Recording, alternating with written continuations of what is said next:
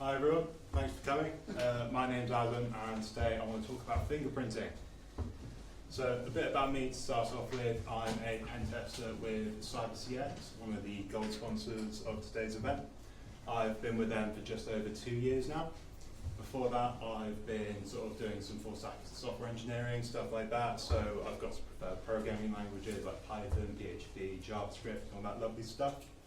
And if you want to check out some of the stuff I've been messing with, my GitHub is up there as well. I've been meaning to upload the stuff I'm going to be showing you today, but I haven't just done that quite yet, but hopefully sometime soon. So I want to just sort of dive into fingerprinting in general. I just want to first focus on a bit of a background, why we're seeing it and why we should be concerned about it.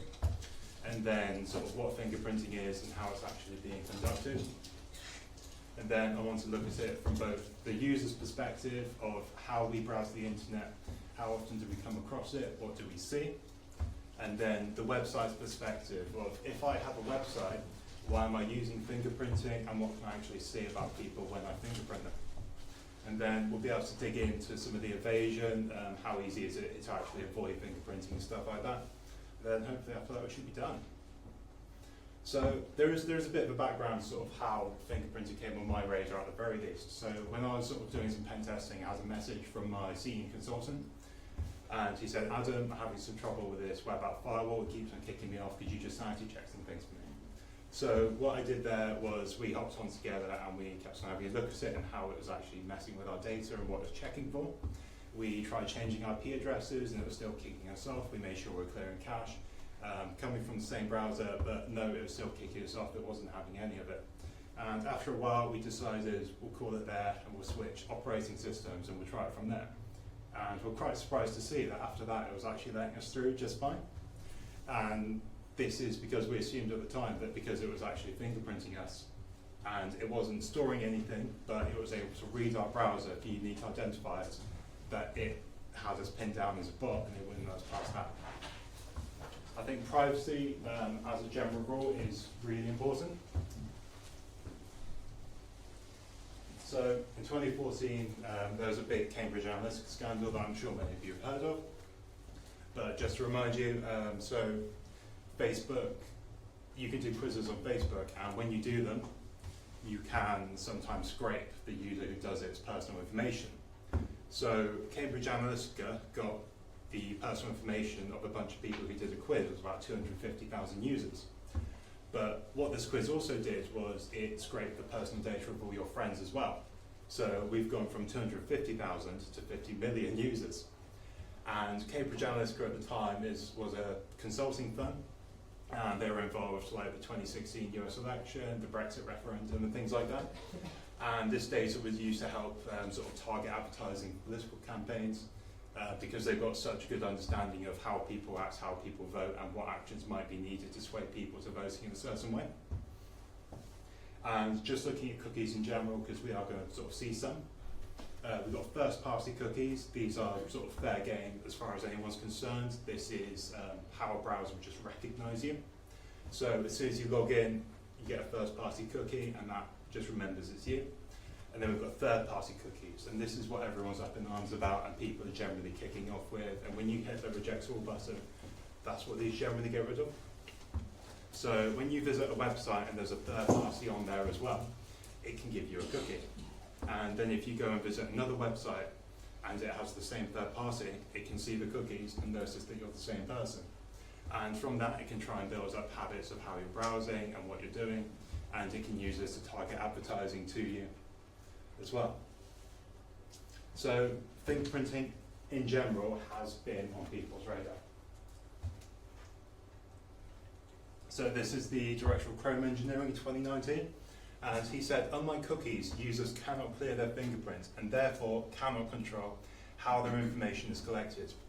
We think this subverts user choice and is wrong, and I'm fully on board with that. And the Information Commissioner's Office actually came out in early 2025 and said the same thing. Fingerprinting is wrong and it doesn't give users a choice to opt out. Okay, so as of 2025, Google permits advertisers to fingerprint browsers. class. So this is a bit of a step back. It's probably something to do with the war on cookies going on and the fact that Google still needs to provide tracking sort of metrics to people. So one way they're doing it is through fingerprinting now. Firefox has fully shut down third-party cookies, and they have for a while. They stopped that in 2019. Chrome said they would, but I mean, you can see they've got a pretty good track record of going back on their word. So after a while, they did just sort of say, yeah, you know what, third-party cookies are fine, we'll let them still. And one study showed, we'll be touching on this a little bit more as well, but one study showed that 30% of the top 10,000 websites are rocking some forms of fingerprinting. So if we're actually looking to deploy fingerprinting and sort of how it's happening on the browser, these are some of the things that we should be looking for. So when you're on the website, you are running a bunch of JavaScript that they send you, and there are some common things that a lot of scripts will just check. And these are things like your user agent, your language, and your fonts as well. And if we're looking to try and identify fingerprinters and sort of catch on to what they're getting up to, we could try and find some flags properties as well. And these are sort of things like the magnetometer and MIDI that aren't generally used on websites, because I'm not sure how many of you browse websites which need your magnetometer or MIDI. And then we've got Canvas and WebGL. So what they do here is they try and draw an image, and this image, because of the way it's drawn, is very slightly different between browser to browser. And it can be done to create a near unique identifier for how your browser processes that data. We can do something very similar with the audio processing as well. So behind the scenes, it will sort of draw a sine wave, and then it will put it through processes and manipulate it, and turn it back to a string, and then turn it into a hash. And again, we've got a pretty near unique identifier.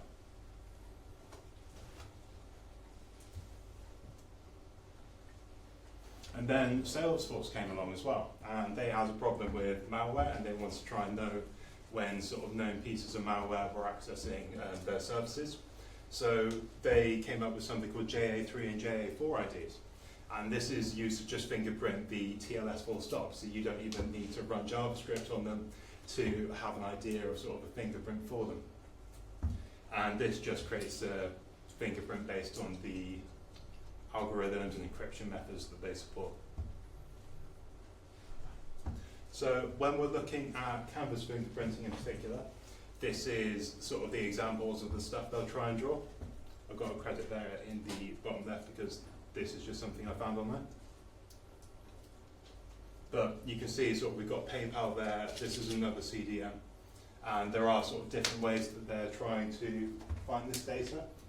There are a few sort of unique things to keep an eye out for.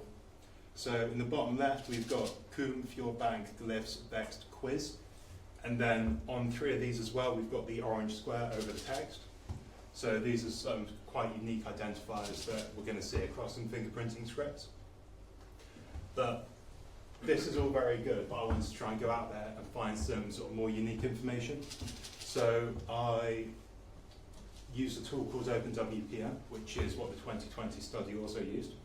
And it's basically just a black box for your browser. So as soon as you hit a website, it's going to sit there for 10 seconds and just record everything the website does. And it turns it into a database, and it makes it really useful for me to just go along and find out what it's doing. Just to find out what it's doing. So we scanned the top 5,000 websites, and I scored them based on the JavaScript keywords, those flags properties I mentioned, because a lot of these websites, a lot of fingerprinting scripts, are a lot more likely to use some of these words than others. So I did do a fair bit of vibe coding for this as well. It's definitely not perfect, but it's pretty cool, and I hope you guys will have something to take away from it still. And what I also did was I tried to harden the browser as well, because by default, the browser just says, whoa, I'm a robot. Take that how you will. And I didn't want that to mess with the results as much, so we sort of shut that down a little bit just to try and appear more like a human browsing the internet. So we scanned 6,000 websites, 5,000 came back online, and I got a 17 gigabyte or near 17 gigabyte SQLite database at the end. If you want to try and scan that at some point, it'll be on the next few slides, and we've got a bit of a live demo going on as well. There is some fingerprinting, that's my own website. So yeah, do with that what you will, but please visit. So as a general picture, I try to rank this based on risk. So low risk is they're probably not fingerprinting, most of it's pretty fine. And then we've got medium, high, and critical, and this is where we could find some forms of fingerprinting going on. So this isn't just through sort of like the flagged keywords, but also if they're trying to mess around with the canvas or do stuff with audio and things like that. And then we've got the bunch of domains, we can try and split them up by category. So now we can try and identify which websites, which categories are doing the most fingerprinting. So I was really shocked to see travel way up there as well at 93%, but it makes sense from the perspective of if you're trying to book a flight or trying to book a holiday, things like that, they do want to conduct some sort of fraud prevention, and they're especially incentivized to sort of try and identify how a user how a user shops and what they do with their money. Interestingly as well, we've got e-commerce, so that is high, but it doesn't particularly stand out. But what we're not seeing there is the rate of criticals within that. So e-commerce have the highest number of really intensive critical fingerprinters at 40%, and the average for the rest of the sample was only 10.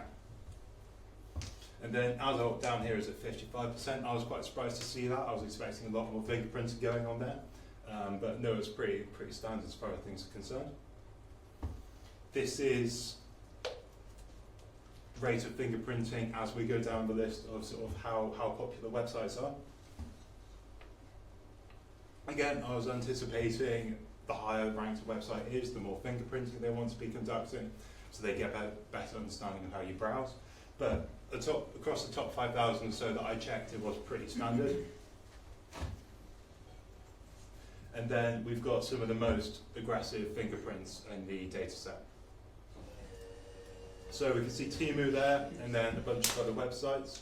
Temu was a particularly interesting one because alongside trying to fingerprint, it also tried to see if you were behind a VPN and try to find out what your true IP address is, because there's a tool called WebRTC. This is a peer-to-peer system for sort of like web chat, video calls and stuff like that. And what Temu were actually trying to do was start a peer-to-peer connection to try and get around the VPN and see who I am and where I'm coming from. What I wanted to touch on next was just sort of how are they doing it, what techniques are generally commonly being employed. And we can see that a lot of the criticals are just sat on 3 techniques, so this is like sort of generally navigator, canvas and audio. But then we do have some like delving more and more into even more intrusive stuff going on. So because we have this data, we can try and attribute certain fingerprinters to certain people. And we found that Cloudflare was the biggest. So this is generally sort of like business analytics and insights and stuff. It's not massively intrusive. And then we've got Fingerprint.js, which we'll be touching on a bit later as well. So Fingerprint.js is an open source, generally tracking library that can be used for sort of advertisers and stuff. And because it's open source and everyone can access it, you can visit it on multiple websites and everyone have the same fingerprint. And then after that we've got Akamai, which is just bot and fraud prevention, and then some other ones going on. Perimeter X is quite interesting. You probably would have heard it in the news recently if you came across the LinkedIn one, because LinkedIn was using I believe using the Perimeter X extensions, and that's where the browser extension fingerprinting was coming from. So when we're looking at sort of canvas fingerprinting, there was one big player, and that was Fingerprint.js. So this is the sort of thing oh god, let's use this. Yeah. So that was the sort of thing it's normally meant to be doing, and this is very slightly different, but I couldn't tell you why. But it came back different, and that was going to give us a different fingerprint. And then what we've got here is a Russian website, which is quite clearly taken the open source library, manipulated it, and just tried to sort of make it more unique, see if they could get some unique identifiers. Because you can see they've got some flags there as well, and emojis, and then they just do the alphabet. So one of the first cases of actually canvas fingerprinting was announced around 2013, and one of the best examples of this was from browserleaks.com. And a lot of websites clearly saw this and just tried to follow suit, but instead of browserleaks.com, they just added their own website in, which we can see from all of these. And they've even kept the iconic orange square as well, which is, as we saw earlier, on quite a few fingerprinters. And then these are the most commonly used and most commonly repeated fingerprints.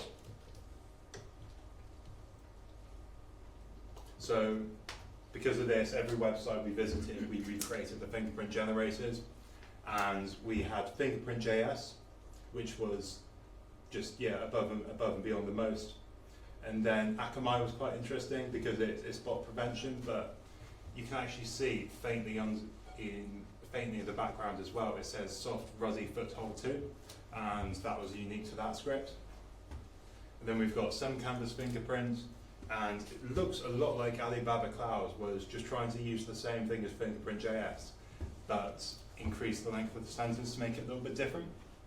And the important thing to keep an eye on here is that sentence that it types is using every letter of the alphabet only once. So, sorry, just double checking there. So it's quite a good way of trying to get an idea of how these behave. And then we have AWS WAF as well. So these aren't opt-in, these aren't sort of me clicking about and trying to visit them. This is, I'm sat on a website, and within the first 10 seconds, this is what it tries to do, without any permission, without any sort of idea of who I am and how I'm handling it. So because we've got some fingerprinting vendors, we can try and find out how intrusive their scores are compared to each other.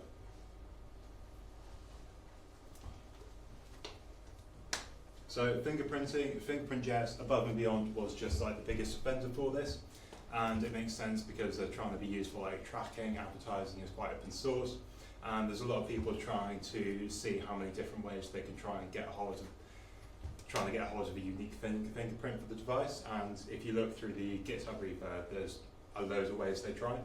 They even check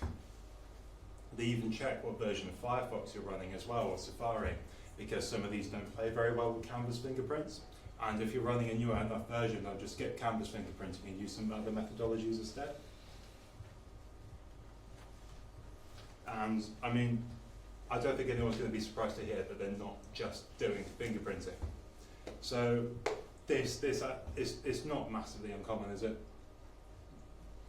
We've got Google Tag Manager, we've got some cookie consent, and we've got a lot of social medias in there as well. And this is just their way of tracking and keeping an eye on stuff, and maybe like a share button or something. But one thing I haven't touched on yet is what they're doing with cookies as well. Because they're not just sort of calling it a fingerprinting assisting pretty. So I've measured it by cookie events. So every time they try and read a cookie, every time they try and save one to the browser, they're going to have an event. And quite nicely, quite satisfyingly, there's a very nice increase as you go on. More and more fingerprinting you're doing, the more and more you're trying to mess with cookies, try and save stuff and do things like that. Cool. So we've seen how it is from a user accessing the internet and just browsing. What I want to touch on now is just how does this look from a website's perspective, why do we want to do it, and things like that. So this is the link that you've been directed to, crease.dev/fingerprinting, and what we've got in there is the fingerprint.js library, and this is actually the tool itself.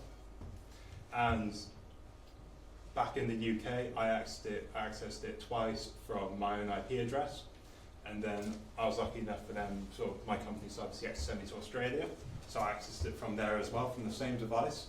And without storing anything on my browser or having the same IP address, it read the unique fingerprint on my browser and said, oh yeah, that's the same person. So I travelled halfway across the world, and it's still got a pretty good idea of who I am. And this could be used for things like advertising, sort of guides or cash exchange and things like that. Now, this one's really cool. So there's a browser called the Mobile browser, and it's very similar to Tor.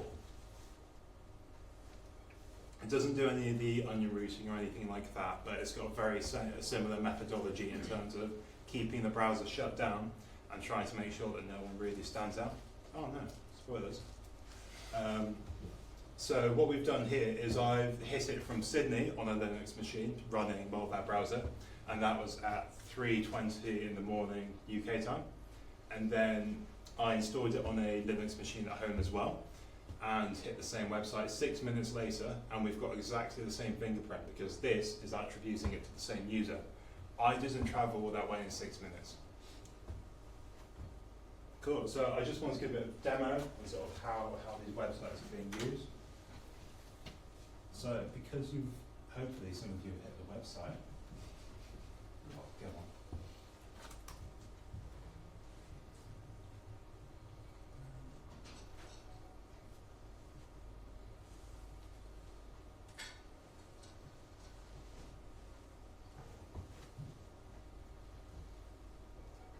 Suspense. Bear with me. Cables and.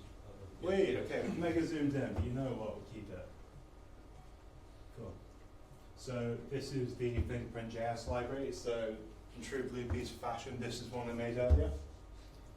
And we've got me hitting the fingerprinting.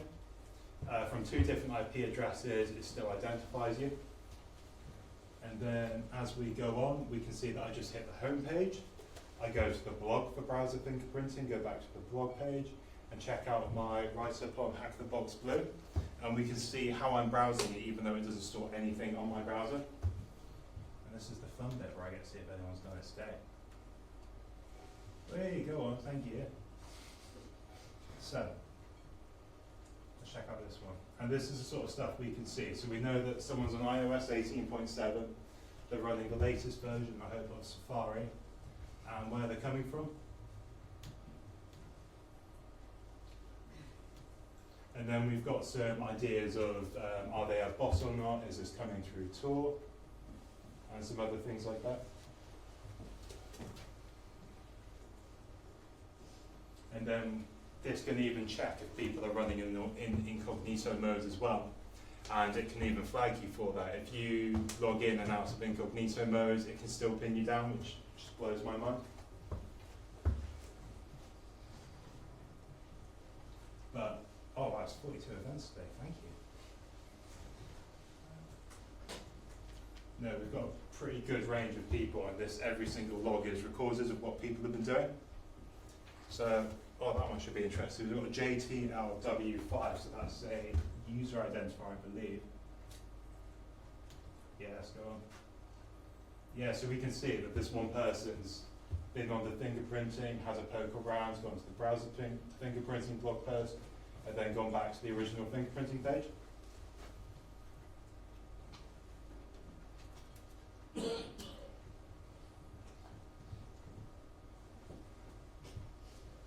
Oh.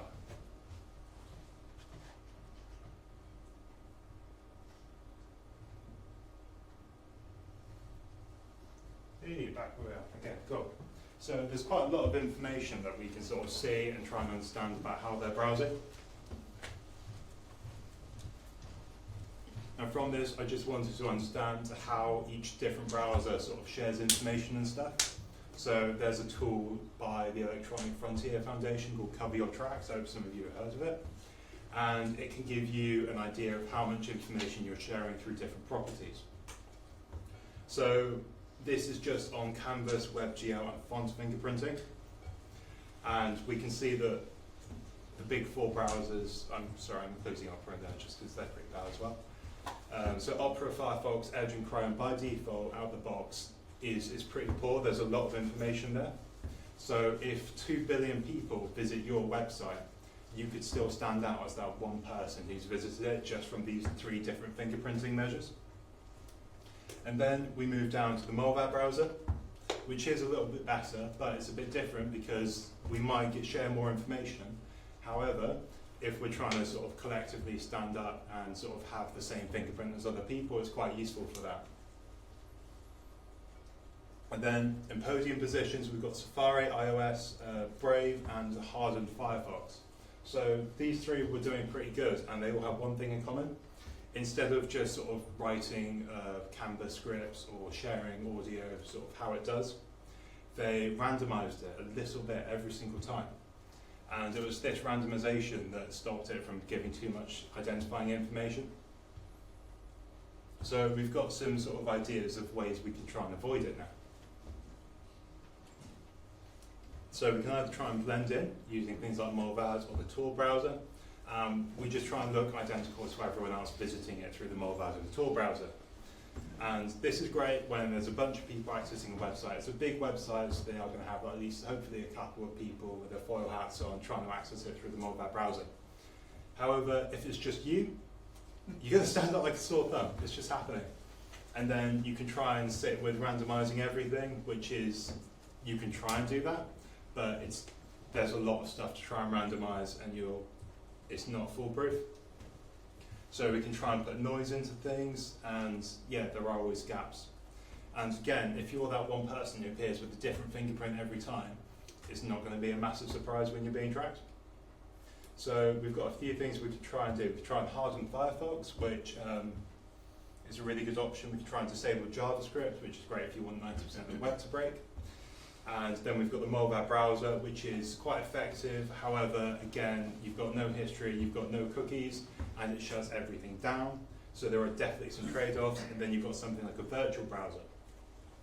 And this is sort of where you've got like a server farm off somewhere, and they loan out their devices as just something you can access a browser remotely on, and you can navigate it through that. And that's good for just making sure you've got the same fingerprint every time. It's not just you accessing it from there, and just creating a more uniform fingerprint without taking necessarily all of the sacrifices of the Molvaz and Tor browsers. So in terms of what's realistic and where I'm personally sat at, I'm in the Firefox and privacy resist fingerprinting camp, because you know, I do want to try and reclaim some privacy. However, there are trade-offs, and sometimes they aren't always worth it, because I think one of the biggest things in security for me is the trade-off between convenience and results. And you're losing a lot of convenience when you move further down to the Molvaz browser and just disabling JavaScript. So we've got the Brave browser, which does some very similar stuff as well. And then we're looking at the Molvaz browser, which, yeah, it's good if you want to try and have the same fingerprint as other people, but you're losing a lot of the sort of home comforts that normal browsing does give you. And yeah, like I said, if you want just everything to break, you can disable JavaScript, but at least you're not being fingerprinted as much, because TLS still works. So why is it happening? From the sort of like a website's perspective, they don't want you hitting them and scraping them on repeat if you're just a bot and you're trying to crawl it for your AI agent or whatever you're doing. So there are legitimate use cases to understanding who's accessing your website and why. However, it also is being used for fingerprinting, and we've seen like some of them are sort of getting more and more intensive when I don't think there's a reasonable sort of use case for it. We can try and sort of block a lot of these things out, but we do end up breaking things on the internet as well.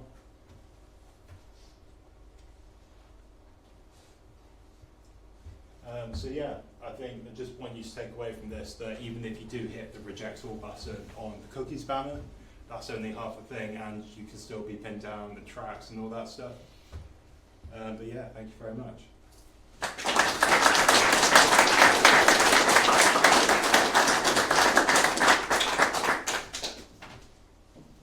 Got loads of time for questions if anyone has any. Do you see in looking at fingerprinting tools, anybody using what are objectively bugs in browser behaviour? I mean, things like weaknesses in cross-site behaviour in browsers. Not that I picked up on, no, because there's so many sources for it already. Like some of them would try and check what like Bluetooth devices you support as well, but there's a whole slew of information that they could do.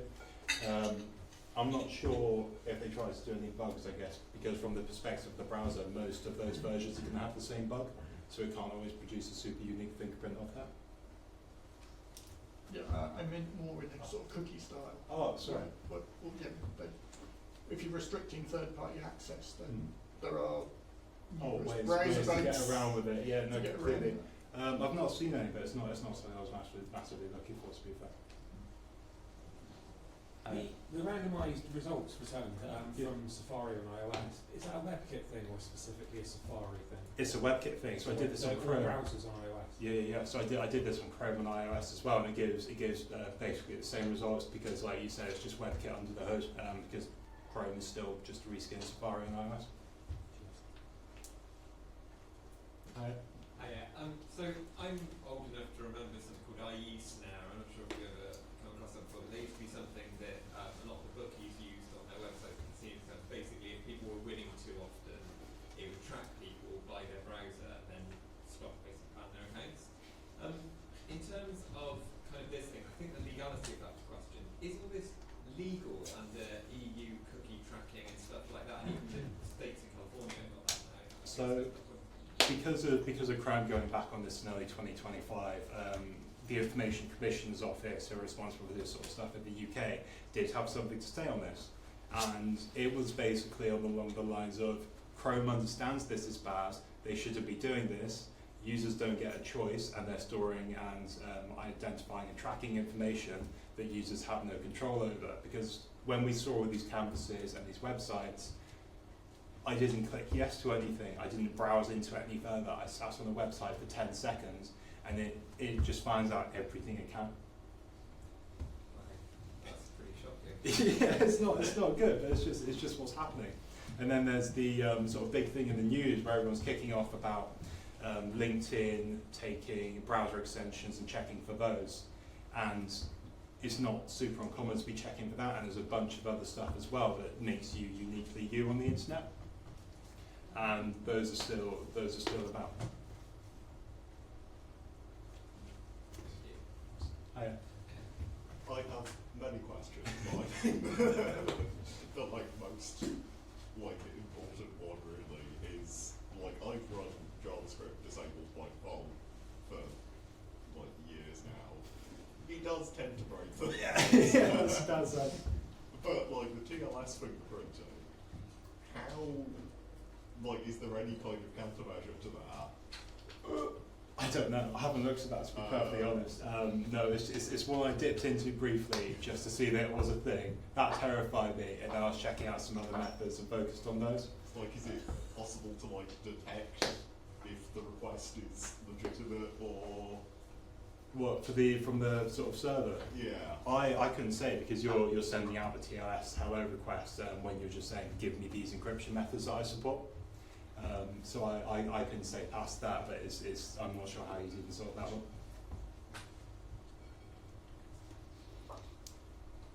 Awesome. Oh, thank you very much.